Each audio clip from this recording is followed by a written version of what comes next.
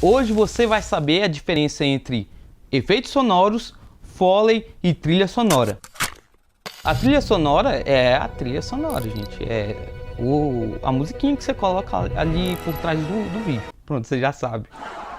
Não, ficou meio ridículo. Trilha sonora, aquele áudio que dá um clima do vídeo. Tem a trilha sonora incidental, que é uma música instrumental, e a trilha sonora musical, que pode ser cantada, né? E é tocada no clímax, de repente, do filme.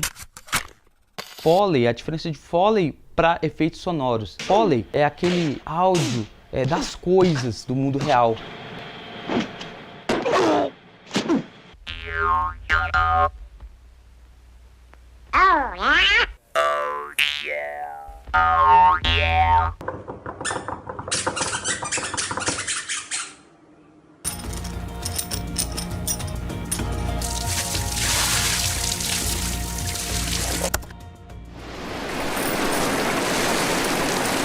Os passos dele andando na neve, tudo isso são de Foley. É diferente do que se possa pensar, não é capturado ali na hora. A maioria não. A maioria é feito na pós-produção. Ou seja, colocam sons que não são exatamente aqueles objetos que foram gravados para entrar em atrito, ou senão eles batem e criam a ilusão de som daquele som original. E aí no mundo jornalístico a gente tem o BG, que é o áudio original do vídeo, que fica ali bem baixinho para dar um volume maior pro vídeo. Aquele som ele deixa o vídeo mais rico e dá uma intenção de realidade. E tem os efeitos sonoros. Os efeitos sonoros são efeitos irreais, quando tá dando zoom na câmera e faz ou de repente uma transição ocorre e você coloca um som de algo passando muito rápido, um efeito sonoro de boom enquanto tá tendo uma luta corporal junto com a trilha sonora. Isso você observa muito também em trailers de cinema,